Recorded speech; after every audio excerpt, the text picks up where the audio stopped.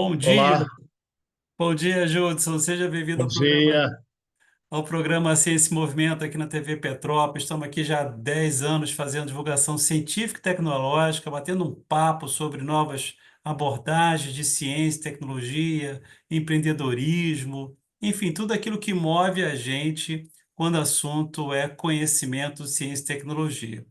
E Judson, hoje você é um convidado especial, você vai falar de um tema para a gente que às vezes não, a gente não entende um pouco, né? Essa questão da economia, essa globalização, financiarização, e as alternativas que nós temos aí pela frente, quando a gente fala de voltar ao território, a questão econômica.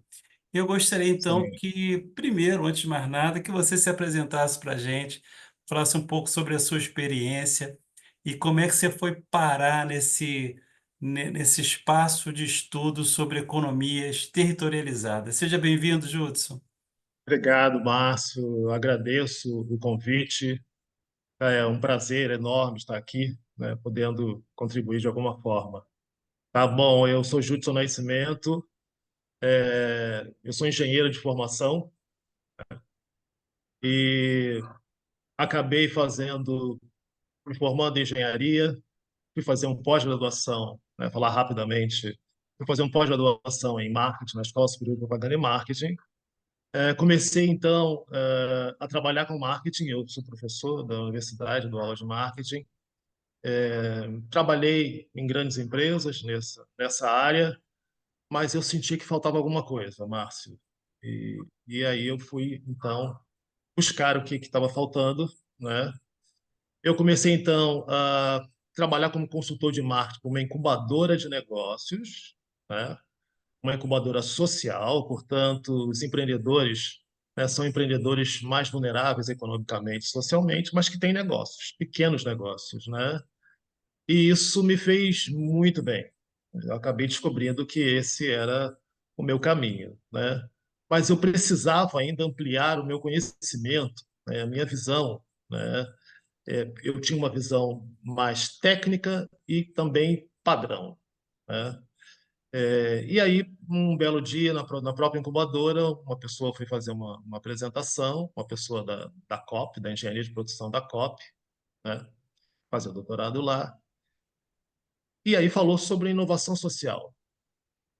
E aí, isso me interessou muito, já que eu estava trabalhando, né, numa incubadora social, né, me interessou e eu acabei, então, buscando essa informação e acabei fazendo doutorado lá na engenharia de produção, nesse núcleo, né, de inovação social. Isso acabou me levando para fazer um doutorado sanduíche na França, né, com Hassan Zawal, que foi a pessoa que criou, né, uma teoria chamada sítio simbólico de pertencimento, né, que é uma alternativa, né, para a economia padrão, né.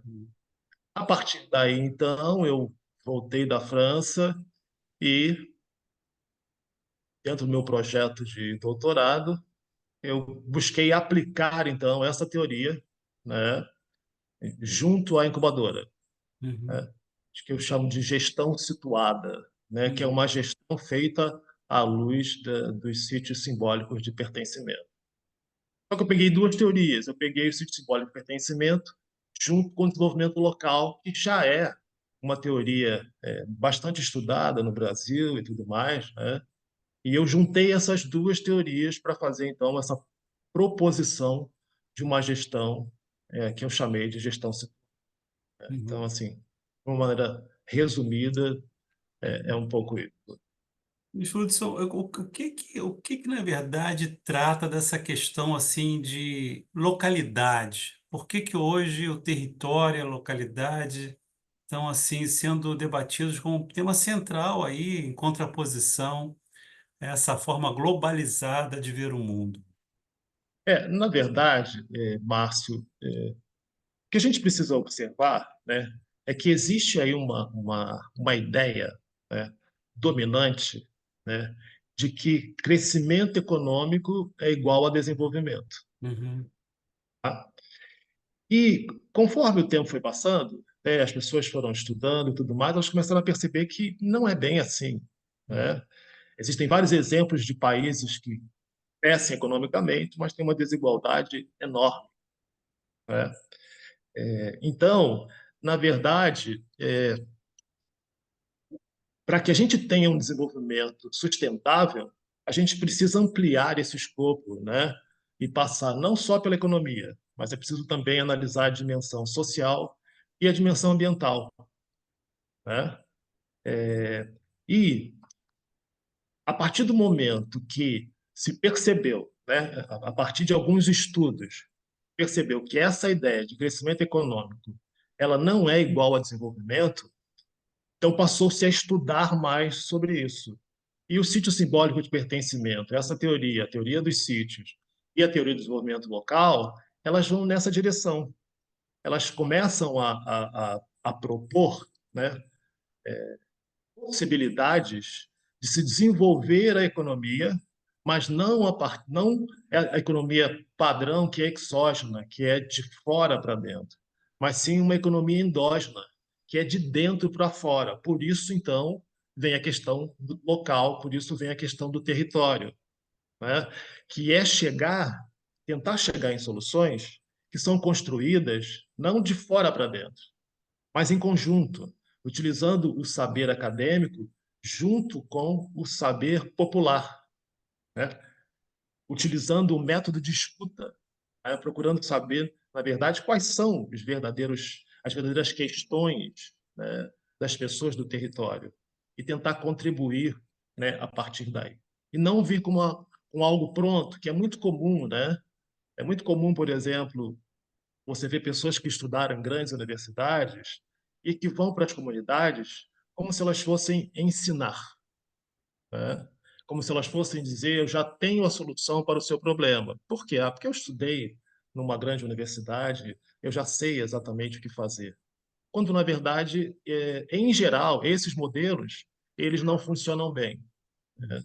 Eles acabam não encaixando, porque, no fundo, o modelo foi criado para uma situação que é uma outra situação. Não é uma situação igual ao que o modelo foi criado. Uhum. Judson, assim, e quais os elementos que a gente analisa olhando assim o território, olhando essa questão do desenvolvimento endógeno, né, que o pessoal fala, de dentro para fora? Que elementos são esses que a gente olha no território? Por exemplo, se eu estou assim no município, né, eu sou um gestor, vamos contextualizar, né? Eu sou um gestor, de um ambiente de inovação, eu sou gestor de desenvolvimento econômico. Que elementos, então, eu tenho que olhar no território para procurar esse desenvolvimento local? Tá? Tá. Antes, Márcio, eu queria só fazer uma colocação, que é, a partir dessa ideia, né, universal de desenvolvimento, né, a gente também, é interessante também destacar uma questão que é a seguinte, que é como a ciência respalda essa ideia universal, Uhum, né? Quem faz ciência, enfim, né, tem o poder, tem acesso à informação, normalmente faz parte da classe dominante, né? uhum, Então, o que a gente observa é a ciência de uma maneira geral, né, respaldando essa ideia de desenvolvimento, né? uhum, É como se, e é muito comum também as pessoas falarem assim, isso aqui é cientificamente comprovado, uhum, né? Que significa dizer o seguinte, não se questiona. Se a ciência disse que é, né, e não se questiona. E não é bem assim. Eu acho que é importante a gente destacar isso, né? Por exemplo, Edgar Morin, ele diz o seguinte, que o estudo das partes traz mais lucidez para a compreensão dessas partes, mas ela traz miopia também para a compreensão da relação dessas partes com o todo. Por quê? Porque nas ciências naturais, basta estudar uma parte, você entende o todo. Mas nas ciências sociais, estudar uma parte, o somatório das partes, não é igual ao todo. Porque essas partes, está falando de pessoas, nós estamos falando da sociedade.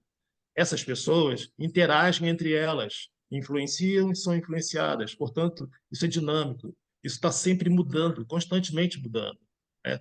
Mas é comum tentar se utilizar a metodologia das ciências naturais nas ciências sociais, né? uhum, Quando, na verdade, isso acaba não funcionando. Então, tentar trazer um modelo universal para aplicar em algo particular não funciona, né? E Edgar Morin ele faz essa observação que eu acho interessante.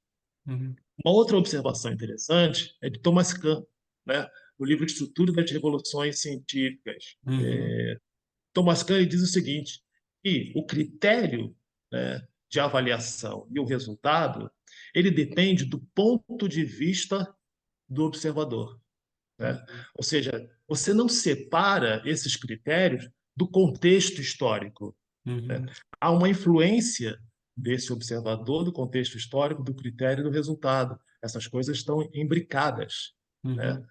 uhum, Mas tenta-se colocar como, não, se isso é ciência, né? Mesmo nas ciências sociais, né? Isso é totalmente independente, quando no fundo, não é assim que funciona, né? É, Outra coisa que eu queria destacar, antes de chegar à tua resposta, é o seguinte também, né? A relação entre desenvolvimento e desigualdade. Quer dizer, uma das maneiras, um dos motivos pelos quais, né, alguns pesquisadores e estudiosos, né, estão pensando num meio alternativo para essa economia padrão é também observar, né, que o funcionamento, né, ou seja, o próprio modelo de desenvolvimento, ele acaba gerando desigualdade, uhum, né? Você tem, por exemplo, as inovações tecnológicas. Elas são relevantes, mas a gente também precisa levar em consideração que as inovações tecnológicas, quem tem acesso à inovação tecnológica, né, de alto nível, são as pessoas que estão na ponta da pirâmide de Maslow, né? uhum, Não são as pessoas que estão na base da pirâmide. A grande maioria da população está na base da pirâmide. Essas pessoas não têm acesso a essas inovações, ao conhecimento de inovação tecnológica. Portanto, uhum, elas acabam não tendo valor para esse processo de produção, né? Seja produção de produtos, serviços, seja a produção na comunicação, na distribuição, enfim. Mas as pessoas não têm acesso. Não tendo acesso, elas não têm valor. Não tendo valor, elas tendem a ir para o exército de reserva, que é o uhum, desemprego, né? A grande maioria indo para o desemprego, é claro que você tem aí, né, um processo de produção de desigualdades, uhum. né? Por isso, então, a necessidade de ver, né, de tentar ver um olhar alternativo para ver de que maneira a gente pode incluir essas pessoas no processo, tá? Perfeito. Então, assim, são elementos que têm relação ao processo histórico, né? A questão de entender as partes e o todo, e essa questão de que nem todo mundo tem acesso a todas as informações. Indo para o território, Judson, e aí o que Sim, que a gente considera, então, em termos de solução dentro do território? certo. Então vamos lá. Eu vou falar rapidamente, então, sobre sítio simbólico de pertencimento, tá? E também o desenvolvimento local, né? Que isso tem a ver com a sua pergunta, tá? Então, na verdade, assim, de uma maneira assim geral, o sítio simbólico, essa teoria dos sítios, né, do sítio simbólico de pertencimento, está relacionada com um conjunto de pessoas que têm crenças, valores e comportamentos em comum e que isso acaba gerando um sentimento de pertencimento naquele grupo, tá? Então a gente está falando do quê? Exemplo, um time de futebol é um sítio simbólico de pertencimento, tá? Um grupo de dança, né? Um grupo de música, tá certo? Uma equipe de trabalho, tá? Uma comunidade num bairro, numa favela, por exemplo, tá certo? Então, isso é um sítio simbólico de pertencimento. Com relação ao desenvolvimento local, o foco tem se dado na questão de valorizar, enquanto no sítio simbólico se valoriza, né, as crenças, né, e os comportamentos, né, no desenvolvimento local se valoriza os recursos, sejam recursos humanos, recursos materiais, recursos naturais, tá? O território. Então, quando eu junto essas duas teorias, eu estou valorizando, né, o saber fazer, tá? Sob o ponto de vista da teoria dos sítios, estou valorizando os recursos disponíveis no território. Uhum. tá? Quando eu falo de sítio simbólico e falo de desenvolvimento local, quando eu falo do território, eu estou falando de produção próxima ao consumo. Uhum. A gente fala de globalização, eu estou falando de produção distante do consumo. Isso tem uma diferença enorme. Quando eu tenho a produção próximo do consumo, né, isso significa dizer que todo o processo, né, de produção, eu não preciso produzir em grande escala, por exemplo. Né? Eu não preciso produzir em grande escala. Isso só faz sentido quando a produção está distante do consumo. Quando está próximo, essa produção é para atender uma necessidade do território, Uhum. certo? Então, uma produção em baixa escala significa um impacto menor, por exemplo, na extração de matéria-prima. Uhum. Significa um impacto menor na produção, né, desse produto e nos gases, por exemplo, que podem ser produzidos, né, que acabam gerando impacto na camada de ozônio, né? Toda a parte de distribuição do próprio produto até o consumo, que normalmente gasta energia, nesse caso, você não tem esse gasto de Uhum. energia, o produto chegar na mão do consumidor. Então, e nós estamos falando também do seguinte, de valorizar o conhecimento do território, Uhum. certo? Então, a ideia universal, né, e globalizante é de chegar para ensinar, porque eu tenho a, a resposta, né? Uhum. A ideia, né, do território, né, dos sítios simbólicos, é valorizar o conhecimento, porque afinal de contas as pessoas estão ali, elas conhecem as suas necessidades dia a dia, Uhum. entendeu? Essa é uma informação extremamente valorosa, né? Então, levar em consideração esse conhecimento tácito, né? Não é um conhecimento explícito, adquirido numa academia, é o conhecimento tácito do dia a dia, Uhum. certo? Então, valorizar esse conhecimento, valorizar a mão de obra local, né? O que normalmente, por exemplo, acontece? Uma grande empresa vem para um território, né? Ela traz com ela a mão de obra, ela, às vezes ela não absorve a mão de obra local, né? Na perspectiva dos sítios simbólicos do movimento local, a empresa pode vir, mas ela precisa absorver a mão de obra Uhum. local. Ah, mas a mão de obra não tem conhecimento, então você vai capacitar, Uhum. entendeu? Então você vai capacitar. Porque isso é que é fazer a diferença, né, na questão, por exemplo, da economia local, né? Você vai dar condição para que essas pessoas sejam absorvidas. No modelo tradicional, não é assim que funciona. No modelo tradicional, à medida em que entra o chamado progresso, pessoas do lugar são jogadas para a margem. Quanto Uhum. mais esse progresso chega, mais as pessoas do lugar são jogadas para a margem. Entendeu? Uhum. Esse é o modelo padrão. E aí você, então, não tem um desenvolvimento econômico genuíno, Uhum. porque as pessoas do lugar não estão sendo absorvidas por esse crescimento, né, por esse desenvolvimento. Uhum. Tá? E, Então, pode falar. Judson, assim, que é o que a gente está chegando no final do programa, estamos aí com 3 minutos, né? Já?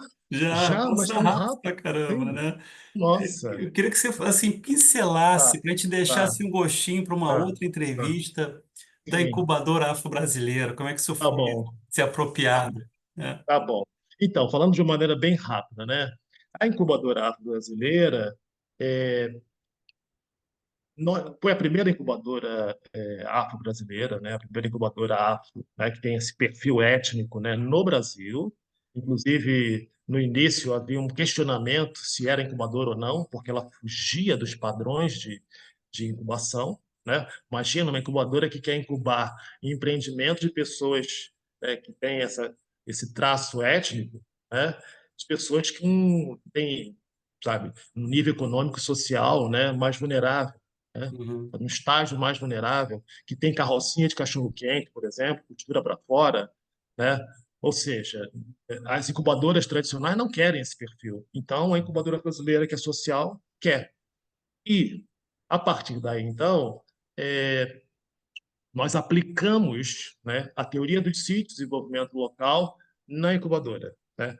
O objetivo foi identificar se a gestão da incubadora brasileira, que é uma incubadora social, né, se essa gestão era situada e o quão situada era essa gestão, Uhum, tá? Porque não existe uma gestão plenamente situada, como também não existe uma gestão plenamente sustentável.